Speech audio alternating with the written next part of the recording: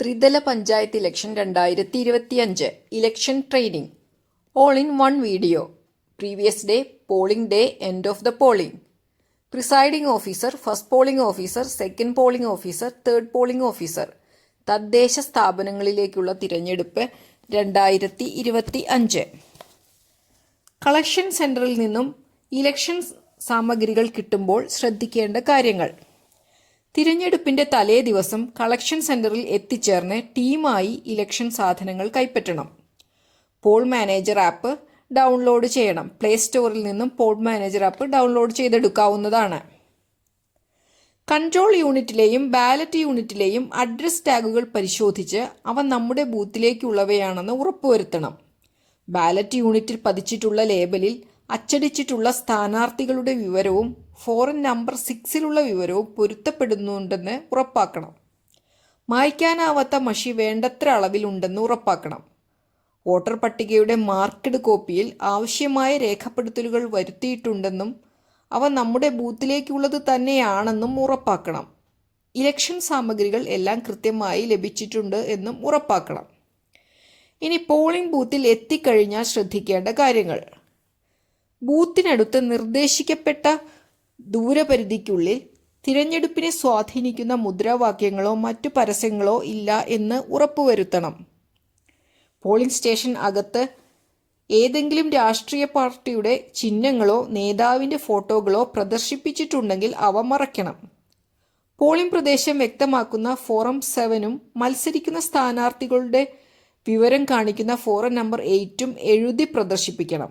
ഇത് forum number 6-ൽ നൽകിയിരിക്കുന്നത് നോക്കി എഴുതണം. ഏജന്റുമാരെ എല്ലാവരെയും തലേ ദിവസം തന്നെ കാണണം. അവരിൽ നിന്നും 10 നമ്പർ ഫോറത്തിലുള്ള നിയമന ഉത്തരവ് വാങ്ങി വെക്കണം. പാസുകൾ എഴുതി നൽകാവുന്നതാണ്. മോക്ക് പോളിനു വേണ്ടി രാവിലെ 6 മണിക്ക് തന്നെ എത്തിച്ചേരാൻ ആവശ്യപ്പെടണം. എത്തിച്ചേർന്നാലും ഇല്ലെങ്കിലും 6 മണിക്ക് മോക്ക് പോൾ ആരംഭിക്കും എന്ന് അറിയിക്കണം. ഒരു സ്ഥാനാർത്ഥിക്ക് ഒരു ഏജന്റിനെയും 2 പകരക്കാരെയും നിയമിക്കാം. ഒരു പാസ് നൽകിയാൽ മതിയാകും. വോട്ടെടുപ്പ് അവസാനിക്കുന്നതിന് മുമ്പ് എപ്പോൾ വേണമെങ്കിലും സ്ഥാനാർത്ഥിക്ക് തിരഞ്ഞെടുപ്പ് ഏജന്റിനോ പോളിംഗ് ഏജന്റിന്റെ നിയമനം റദ്ദാക്കി പുതിയ ആളിനെ നിയമിക്കാം. അതിനായി 2-ൽ-1 ഒപ്പിട്ട ഫോറം 11 ഹാജരാക്കണം. അടുത്തത് പോളിംഗ് സ്റ്റേഷൻ ക്രമീകരിക്കൽ. സമ്മതിദായകർക്ക് പ്രവേശിക്കുവാനും പുറത്തു പോകാനും പ്രത്യേകം വാതിലുകൾ ക്രമീകരിക്കണം. വോട്ടിന്റെ സ്വഭാവം നഷ്ടപ്പെടുന്ന തരത്തിൽ കമ്പാർട്ട്മെന്റ് ജനലിനോ വാതിലിലോ അടുത്ത് സ്ഥാപിക്കരുത്. സമ്മതിദായകരുടെ മുഖം കാണത്തക്ക വിധത്തിൽ പോളിംഗ് ഏജന്റുമാരുടെ ഇരിപ്പിടം ക്രമീകരിക്കണം. കണക്റ്റിംഗ് കേബിളുകൾ സമ്മതിദായകർ മറികടക്കുന്നില്ല എന്ന് ഉറപ്പുവരുത്തി അവ സുരക്ഷിതമാക്കണം. സ്ത്രീകൾക്കും പുരുഷന്മാർക്കും ക്യൂ പ്രത്യേകം സജ്ജമാക്കാം. അടുത്തത് പോളിംഗ് ഉദ്യോഗസ്ഥരുടെ ചുമതലകൾ. പ്രിസൈഡിംഗ് ഓഫീസറുടെ അസാന്നിധ്യത്തിൽ 1-ാം പോളിംഗ് ഓഫീസർക്ക് ആ ചുമതല ഏറ്റെടുക്കാവുന്നതാണ്. പ്രിസൈഡിംഗ് ഓഫീസറുടെ അസാന്നിധ്യത്തിൽ 1-ാം പോളിംഗ് ഓഫീസർക്ക് ആ ചുമതല ഏറ്റെടുക്കാവുന്നതാണ്. ഒഴിവാക്കാൻ പറ്റാത്ത അടിയന്തര സാഹചര്യങ്ങളിൽ ഹാജരാകാത്ത പോളിംഗ് ഉദ്യോഗസ്ഥന് പകരം ആളെ നിയമിക്കാൻ പ്രിസൈഡിംഗ് ഓഫീസർക്ക് അധികാരമുണ്ട്. എന്നാൽ ഇത്തരം അധികാരങ്ങൾ വിനിയോഗിക്കുന്നതിന് മുമ്പ് മേലുദ്യോഗസ്ഥരുമായി ബന്ധപ്പെടാൻ ശ്രമിക്കണം. പ്രിസൈഡിംഗ് ഓഫീസർ എല്ലാ പ്രവർത്തനങ്ങളുടെയും മേൽനോട്ടം വഹിക്കണം. എല്ലാ ഫോമുകളും എഴുതി തയ്യാറാക്കുകയും വേണ്ട രേഖപ്പെടുത്തലുകൾ അപ്പോഴപ്പോൾ വരുത്തുകയും വേണം. എന്തെങ്കിലും തർക്കങ്ങളോ മറ്റോ ഉണ്ടായാൽ മറ്റു പോളിംഗ് ഉദ്യോഗസ്ഥരുടെ ജോലിക്ക് തടസ്സം വരാതെ പ്രിസൈഡിംഗ് ഓഫീസർ അവ കൈകാര്യം ചെയ്യണം. അടുത്തത് 1-ാം പോളിംഗ് ഓഫീസർ. മാർക്കഡ് കോപ്പിയുടെ ചുമതലയുള്ളയാളാണ് 1-ാം പോളിംഗ് ഓഫീസർ. വോട്ടറുടെ രേഖകൾ പരിശോധിച്ചു തിരിച്ചറിയേണ്ട ചുമതലയും 1-ാം പോളിംഗ് ഓഫീസർക്കാണ്. ക്രമനമ്പറും പേരും ഉറക്കെ വിളിച്ചു പറയേണ്ടതാണ്. അനൗദ്യോഗിക തിരിച്ചറിയൽ സ്ലിപ്പിന് വേണ്ടി ആരെയും നിർബന്ധിക്കരുത്. വോട്ട് രേഖപ്പെടുത്താൻ എത്തുന്ന സ്ത്രീ വോട്ടർമാരുടെ എണ്ണം രേഖപ്പെടുത്തി വെക്കണം. മാർക്കഡ് കോപ്പിയിൽ സമ്മതിദായകന്റെ കോളത്തിൽ താഴെ ഇടതുകോണിൽ നിന്നും മുകളിലോട്ട് വലതുകോണിലേക്ക് കുറുകെ ചുവന്ന മഷി കൊണ്ട് വരയ്ക്കണം. വനിതാ സമ്മതിദായകരുടെ സീരിയൽ നമ്പർ ചുവന്ന മഷിക്ക് റൗണ്ട് ചെയ്യണം. ട്രാൻസ്ജെൻഡർ ആണെങ്കിൽ സീരിയൽ നമ്പറിന് സമീപത്തായി ഇംഗ്ലീഷ് വലിയ അക്ഷരത്തിൽ ടി എന്ന് രേഖപ്പെടുത്തണം. ഇനി രണ്ടാം പോളിംഗ് ഓഫീസറുടെ ചുമതലകൾ. മായ്ക്കാനാവാത്ത മഷിയുടെയും 21A ചുമതല. ഒന്നാം പോളിംഗ് ഓഫീസർ വിളിച്ചു പറയുന്ന ക്രമനമ്പർ ചലഞ്ച് ചെയ്യപ്പെട്ടില്ലെങ്കിൽ 21A രേഖപ്പെടുത്തി സമ്മതിദായകന്റെ വിരൽ അടയാളമോ ഒപ്പോ വാങ്ങേണ്ടതാണ്. ഇടത് ചൂണ്ടുവിരലിൽ മഷി പുരട്ടണം. വോട്ട് ചെയ്യുന്നതിനുള്ള സ്ലിപ്പ് എഴുതി നൽകണം. അടുത്തത് മൂന്നാം പോളിംഗ് ഓഫീസർ.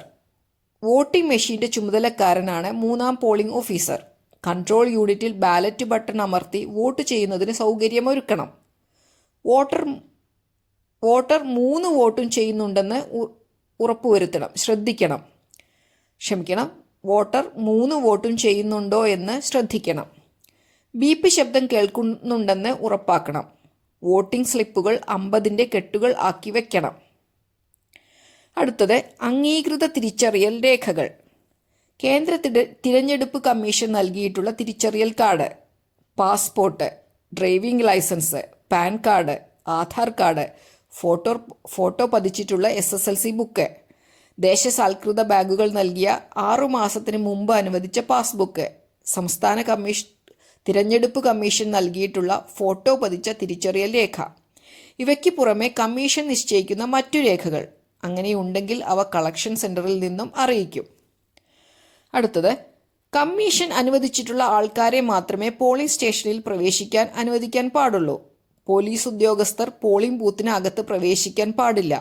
മന്ത്രിമാരോ MLAമാരോ MP മാരോ തദ്ദേശ സ്വയംഭരണ സ്ഥാപനങ്ങളിലെ അധ്യക്ഷന്മാരോ മറ്റു ജനപ്രതിനിധികളോ ഇതിന് അർഹതപ്പെട്ടവരല്ല. വോട്ടിംഗ് മെഷീൻ കണക്ട് ചെയ്യുന്ന വിധം. മുനിസിപ്പാലിറ്റി കോർപ്പറേഷൻ മേഖലകളിൽ ഒരു ബാലറ്റ് യൂണിറ്റും ഒരു കൺട്രോൾ യൂണിറ്റും മാത്രമേ ഉണ്ടാവുകയുള്ളൂ. ബാലറ്റ് യൂണിറ്റിലെ കോഡ് വയർ എടുത്ത് കൺട്രോൾ യൂണിറ്റിന് പുറകിലെ അടപ്പ് തുറന്നു ക്ലിപ്പുകളുടെ കളർ നോക്കി കണക്ട് ചെയ്യാവുന്നതാണ്. പഞ്ചായത്തിൽ ഒരു കൺട്രോൾ യൂണിറ്റും 3 ബാലറ്റ് യൂണിറ്റും ഉണ്ടാകും. ഗ്രാമപഞ്ചായത്തിലെ ബാലറ്റ് യൂണിറ്റിന്റെ കോഡ് വയർ എടുത്ത് മേൽപ്പറഞ്ഞ പ്രകാരം കൺട്രോൾ യൂണിറ്റിൽ ഘടിപ്പിക്കുക. അതിനുശേഷം ബ്ലോക്ക് പഞ്ചായത്തിന്റെ ബാലറ്റ് യൂണിറ്റിന്റെ കോഡ് വയർ എടുത്ത് ഗ്രാമപഞ്ചായത്തിന്റെ ബാലറ്റ് യൂണിറ്റിന്റെ പിറകിലുള്ള അടപ്പ് തുറന്നു അതിൽ ക്ലിപ്പുകളുടെ കളർ നോക്കി ഘടിപ്പിക്കുക.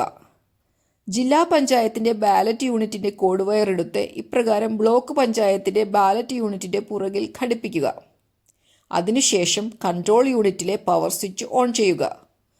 കണക്ഷൻ കൊടുത്തതിൽ എന്തെങ്കിലും തകരാറുണ്ടെങ്കിൽ ലിങ്ക് എറർ കാണിക്കും. ഒരിക്കൽ കൂടി ഊരി കണക്ട് ചെയ്താൽ മതിയാകും. കൺട്രോൾ യൂണിറ്റുകളിൽ ക്ലോക്ക് എറർ കാണിച്ചാൽ പരിഭ്രമിക്കേണ്ടതില്ല. എന്നാൽ കൺട്രോൾ യൂണിറ്റിൽ ബാറ്ററി ലെവൽ ഹൈ ആണെന്ന് ഉറപ്പാക്കേണ്ടത് നമ്മുടെ ആവശ്യമാണ്. അടുത്തത് വളരെ പ്രധാനപ്പെട്ട ഒരു കാര്യമാണ്, മോക്ക് പോൾ. രാവിലെ 6 മണിക്ക് തന്നെ മോക്ക് പോൾ ആരംഭിക്കണം. ഏജന്റുമാർ എത്തിച്ചേർന്നാലും ഇല്ലെങ്കിലും ഇതിൽ മാറ്റം വരുത്തരുത്. 5-10 മിനിറ്റ് വേണമെങ്കിൽ വെയിറ്റ് ചെയ്യാം. അതിനപ്പുറം പോയാൽ യഥാർത്ഥ പോളിംഗ് തുടങ്ങാൻ കാലതാമസം വന്നേക്കാം. കൺട്രോൾ യൂണിറ്റിലെ പവർ സ്വിച്ച് ഓൺ ചെയ്യുക. വരുന്ന ഡിസ്പ്ലേകൾ ശ്രദ്ധാപൂർവം വീക്ഷിക്കുക.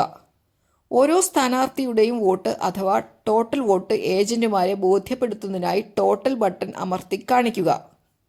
ഒരു വോട്ടെങ്കിലും ഉള്ളതായി കാണിക്കുന്നുവെങ്കിൽ ക്ലോസ്, റിസൾട്ട്, ക്ലിയർ, CRC എന്ന ക്രമത്തിൽ പ്രവർത്തിപ്പിച്ച് മെഷീൻ ക്ലിയർ ചെയ്യുക.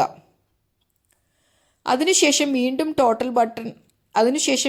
ടോട്ടൽ അമർത്തി വോട്ട് ഒന്നുമില്ല എന്ന് ബോധ്യപ്പെടുത്തണം. തലേ ദിവസം രാത്രി നമ്മൾ മെഷീൻ പ്രവർത്തിപ്പിച്ചു നോക്കുകയാണെങ്കിൽ ഈ ക്രമത്തിൽ ക്ലിയർ ചെയ്തു വെക്കാൻ മറക്കരുത്. അതിനുശേഷം സന്നിഹിതരായിട്ടുള്ള ഏജന്റുമാരോട് അവരുടെ സ്ഥാനാർത്ഥിക്ക് ഓരോ വോട്ട് ചെയ്യാൻ ആവശ്യപ്പെടുക. ഏതെങ്കിലും സ്ഥാനാർത്ഥിക്ക് വോട്ട് ചെയ്യാൻ ഏജന്റ് ഇല്ലെങ്കിൽ അത് നമുക്ക് ചെയ്യാവുന്നതാണ്. ഒരു സ്ഥാനാർത്ഥിക്ക് 1 വോട്ട് എന്ന ക്രമത്തിൽ ചെയ്യുകയും അത് ഒരു പോളിംഗ് ഉദ്യോഗസ്ഥൻ രേഖപ്പെടുത്തി വയ്ക്കുകയും വേണം. ടോട്ടൽ ബട്ടൺ അമർത്തി മെഷീനിലെ വോട്ടും എഴുതിവെച്ച വോട്ടും ഒന്നാണെന്ന് ഏജന്റുമാരെ ബോധ്യപ്പെടുത്തണം. അതിനുശേഷം ക്ലോസ് ബട്ടൺ അമർത്തുക. പിന്നീട് റിസൾട്ട് ബട്ടൺ അമർത്തുക. ഓരോ സ്ഥാനാർത്ഥിയുടെ വോട്ട് അവരെ ബോധ്യപ്പെടുത്തി മെഷീൻ തെറ്റില്ലാതെ പ്രവർത്തിക്കുന്നു എന്ന് ഉറപ്പുവരുത്തിയതിനു ശേഷം ക്ലിയർ ബട്ടൺ അമർത്തുക. ഒരിക്കൽ കൂടി ടോട്ടൽ ബട്ടൺ അമർത്തി മെഷീനിൽ വോട്ട് ഒന്നും രേഖപ്പെടുത്തിയിട്ടില്ല എന്ന് ബോധ്യപ്പെടുത്തുക. അതിനുശേഷം ഡിക്ലറേഷനിൽ ഒപ്പുവെപ്പിച്ചിട്ട് ഏജന്റുമാരെ പുറത്തേക്ക് വിടാവുന്നതാണ്. അടുത്തത് മെഷീൻ സീലിംഗ്. ആദ്യം കൺട്രോൾ യൂണിറ്റിൻ്റെ പവർ സ്വിച്ച് ഓഫ് ആക്കുക. പിന്നീട് കൺട്രോൾ യൂണിറ്റിൽ നിന്നും ബാലറ്റ് യൂണിറ്റിൻ്റെ കേബിൾ വേർപെടുത്തുക. അതിനുശേഷം തലേ ദിവസം തന്നെ തയ്യാറാക്കി വയ്ക്കുന്ന special tag, address tag, green paper seal, address tag എന്നിവ എടുത്തു വയ്ക്കുക.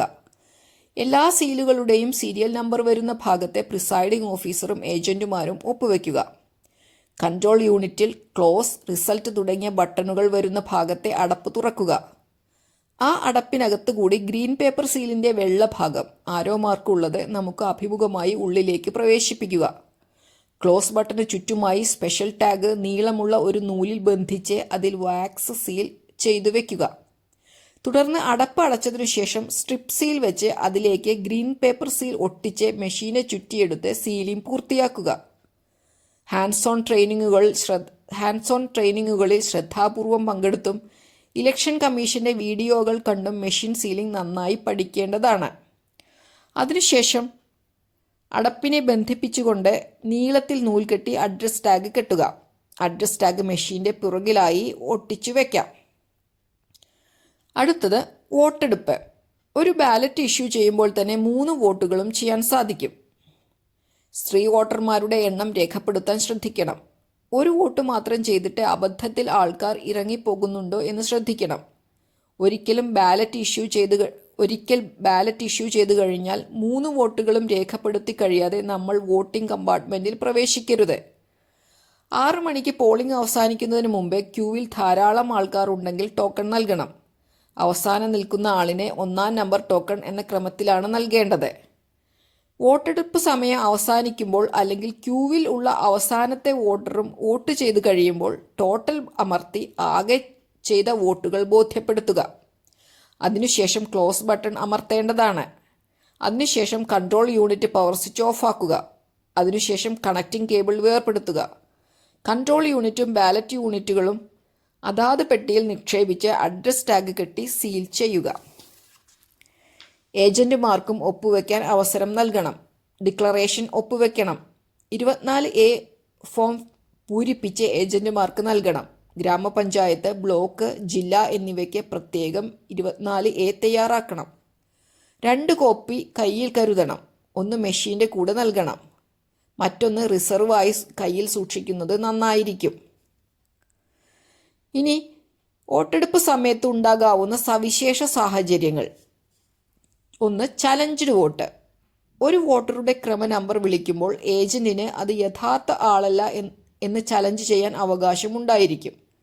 പ്രിസൈഡിംഗ് ഓഫീസർ വോട്ടറെ അടുത്തേക്ക് വിളിച്ചു രേഖകൾ പരിശോധിക്കുകയും ആവശ്യമെങ്കിൽ തെളിയിക്കുന്നതിനായി കൂടുതൽ രേഖകൾ ഹാജരാക്കാൻ ആവശ്യപ്പെടുകയും ചെയ്യാം.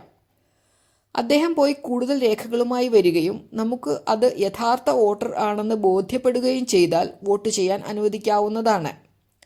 കള്ള വോട്ടർ ആണെന്ന് തെളിയുന്ന പക്ഷം ചലഞ്ച് ഫീ 100 രൂപ വാങ്ങി ഫോറം N20 രസീറ്റ് നൽകണം. പിന്നീട് 10 രൂപ ഏജന്റിന് തിരികെ കള്ള വോട്ടർ ആണെന്ന് തെളിയുന്ന പക്ഷം ചലഞ്ച് ഫീ 10 രൂപ വാങ്ങി ഫോറം N20 റെസീപ്റ്റ് നൽകണം. പിന്നീട് 10 രൂപ ഏജന്റിന് തിരികെ നൽകി വേണ്ട രേഖപ്പെടുത്തലുകൾ വരുത്താവുന്നതാണ്. യഥാർത്ഥത്തിൽ ഒരു വോട്ടർ ചലഞ്ച് ചെയ്യുമ്പോൾ തന്നെ 10 രൂപ വാങ്ങേണ്ടതാണ്. യഥാർത്ഥ വോട്ടർ ആണെന്ന് തെളിഞ്ഞാൽ ഏജന്റിനെ 10 രൂപ നഷ്ടപ്പെടും. കള്ള വോട്ടർ ആണെന്ന് തെളിഞ്ഞാൽ ഏജന്റിനെ 10 രൂപ തിരികെ നൽകും. എന്നാൽ നടപടിക്രമങ്ങളിലെ എളുപ്പവും പ്രായോഗികതയും ചലഞ്ച് രേഖാമൂലം പണമടച്ചെടുക്കുന്നതിന് മുൻപ് വോട്ടർക്ക് തെളിയിക്കാൻ കൂടുതൽ രേഖകൾ ഹാജരാക്കാൻ സമയം നൽകുന്നതാണ്.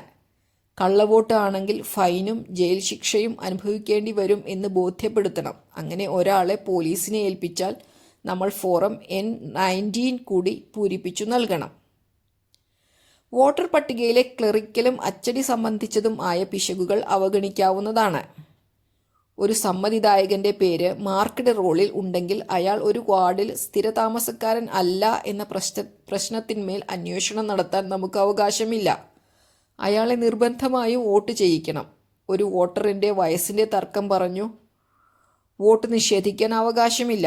അങ്ങനെ സംശയം തോന്നിയാൽ ഫോറം നമ്പർ N16 സത്യവാങ്മൂലം വാങ്ങാം. അത് ഫോറം N18 രേഖപ്പെടുത്തണം. അടുത്തത് അന്ധരുടെയും അവശരുടെയും വോട്ടിങ്ങിനുള്ള സഹായി. 18 വയസ്സിൽ കുറയാത്ത പ്രായമുള്ള സഹായിയെ അനുവദിക്കാം. ഒരാൾക്ക് ഈ തിരഞ്ഞെടുപ്പിൽ ഒരാളുടെ സഹായി ആകാൻ മാത്രമേ കഴിയൂ. സഹായിയുടെ പക്കൽ നിന്നും ഫോറൻ നമ്പർ N15 പ്രഖ്യാപനം വാങ്ങണം.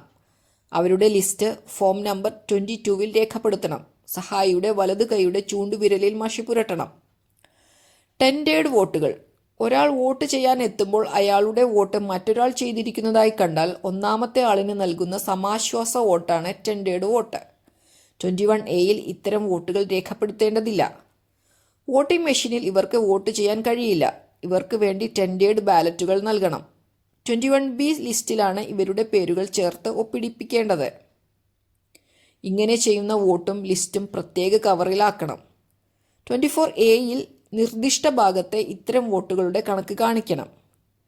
രജിസ്റ്ററിൽ ഒപ്പുവെച്ചതിനു ശേഷം ഒരു സമ്മതിദായകൻ വോട്ട് രേഖപ്പെടുത്തുന്നില്ല എന്ന് അറിയിച്ചാൽ നിർബന്ധിക്കാൻ പാടില്ല. രജിസ്റ്ററിലെ അയാളുടെ സീരിയൽ നമ്പറിനു നേരെയുള്ള റിമാർക്സ് കോളത്തിൽ റിഫ്യൂസ്ഡ് ടു വോട്ട് എന്നെഴുതി പ്രിസൈഡിംഗ് ഓഫീസർ ഒപ്പുവെക്കുക. സമ്മതിദായകന്റെ ഒപ്പും അവിടെ വാങ്ങുക. അദ്ദേഹം ഒപ്പിടാൻ കൂട്ടാക്കുന്നില്ല എങ്കിൽ റിഫ്യൂസ്ഡ് ടു സൈൻ എന്ന് രേഖപ്പെടുത്തുക. അടുത്തത് അണ്ടർ വോട്ട്സ്. ഒരു സമ്മതിദായകൻ 3 തലത്തിലേക്കുള്ള വോട്ടുകളിൽ ഏതെങ്കിലും ഒന്ന് മാത്രം ചെയ്തിട്ട് മറ്റു 2 ചെയ്യുന്നില്ല എന്ന് പ്രഖ്യാപിച്ചു പോയാൽ അതാണ് അണ്ടർ വോട്ട്സ്. അങ്ങനത്തെ സാഹചര്യമുണ്ടായാൽ പ്രിസൈഡിംഗ് ഓഫീസർക്ക് 3ാമത്തെ ബാലറ്റ് യൂണിറ്റിലെ എൻഡ് ബട്ടൺ അമർത്തിയ ശേഷം നടപടികൾ തുടരാവുന്നതാണ്. വോട്ടെടുപ്പ് ഏതെങ്കിലും തരത്തിൽ തടസ്സപ്പെടുന്ന സാഹചര്യമുണ്ടായാൽ വിശേഷാധികാരങ്ങൾ ഉപയോഗിക്കുന്നതിന് മുമ്പേ മേലുദ്യോഗസ്ഥരുമായി ഉടൻ തന്നെ ബന്ധപ്പെടേണ്ടതാണ്. വോട്ടെടുപ്പ് കഴിയുമ്പോൾ പ്രിസൈഡിംഗ് ഓഫീസർ ഔദ്യോഗികമായി ഈ വിവരം പ്രഖ്യാപിക്കേണ്ടതാണ്. അടുത്തത് കവറുകൾ. സ്റ്റാറ്റ്യൂട്ടറി കവറുകൾ. സീൽ ചെയ്ത കവറുകളാണ് ഇതിനുള്ളിൽ വരുന്നത്. ചുവടെ പറയുന്നവ ഉൾക്കൊള്ളുന്ന 5 കവറുകൾ 1ാമത്തെ പാക്കറ്റിൽ ഇടേണ്ടതാണ്. 1. Marked copy. 2. 21A register of votes. 3. ഉപയോഗിച്ച ടെൻഡേഡ് ബാലറ്റ് പേപ്പറുകളും 21Bയും. 4. List of challenged votes form 21. 5. ഉപയോഗിക്കാത്ത ടെൻഡേഡ് ബാലറ്റ് പേപ്പറുകൾ. അടുത്തത് 2. 2ാമത്തെ പാക്കറ്റിൽ 6 കവറുകളാണ് വേണ്ടത്. അവയിൽ ചുവടെ പറയും പ്രകാരമുള്ളവ ഉള്ളടക്കം ചെയ്തിരിക്കണം. 1. ചലഞ്ച് വോട്ടുകളുടെ receipt book form N20. 2. Marked copy അല്ലാത്ത ഇലക്ടറൽ റോളുകൾ. 3. പോളിംഗ് ഏജന്റുമാരുടെ നിയമന ഉത്തരവ് ഫോറം 10. 4. അവസരമായ സമ്മതിദായകരുടെ ലിസ്റ്റും ഫോം 22. സഹായികളുടെ പ്രഖ്യാപനവും N15. 5. വയസ്സ് സംബന്ധിച്ച പ്രഖ്യാപനം N16. 6. ഉപയോഗിച്ച വോട്ടർ സ്ലിപ്പുകൾ. 3. 3ാമത്തെ പാക്കറ്റിൽ 11 ദിനങ്ങൾ ഉൾപ്പെടുത്തണം. 3ാമത്തെ പാക്കറ്റിൽ 11 കാര്യങ്ങൾ ഉൾപ്പെടുത്തണം. 1.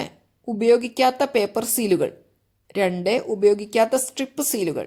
3. ഉപയോഗിക്കാത്ത സ്പെഷ്യൽ ടാഗുകൾ. 4. പ്രിസൈഡിംഗ് ഓഫീസറുടെ കൈപ്പുസ്തകം. 5. മഷി. 6. സെൽഫ് ഇങ്കിങ് പാഡുകൾ. 7. Metal seal. 6. ആരോ ക്രോസ് സ്റ്റാമ്പ്. 9. ഡിസ്റ്റിങ്ക്വിഷിംഗ് മാർക്ക്. 10. ഉപയോഗിക്കാത്ത വോട്ടർ സ്ലിപ്പുകൾ. 11. മറ്റ് സാധനങ്ങൾ. 4. 4ാമത്തെ പാക്കറ്റിൽ 3 ഇനങ്ങൾ നിക്ഷേപിച്ച് സീൽ ചെയ്തു മെഷീൻ ഒപ്പം നൽകണം. 1. 24A. 2. ക്യാൻസൽ ചെയ്ത ബാലറ്റ് ലേബൽ. ബാലറ്റ് പേപ്പർ അല്ല, പുതിയ മെഷീൻ ഉപയോഗിക്കേണ്ടി വന്ന അതിൽ വയ്ക്കാനുള്ള ബാലറ്റ് ലേബലാണിത്. 3. Paper seal account N14A. 5. 5ാമത്തെ പാക്കറ്റ്. 1. പ്രിസൈഡിംഗ് 5ാമത്തെ പാക്കറ്റിൽ ഉൾക്കൊള്ളിക്കുന്ന കാര്യങ്ങൾ. 1.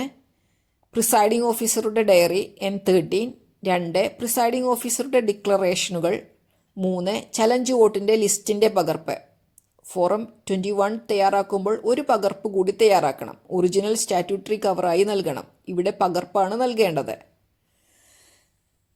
ഇതിലേതെങ്കിലും ഫോമിൽ ലിസ്റ്റ് ചെയ്യാനില്ലെങ്കിൽ നിൽ എന്നെഴുതി എഴുതി ഫോം കവറിൽ ഇട്ടു നൽകേണ്ടതാണ്.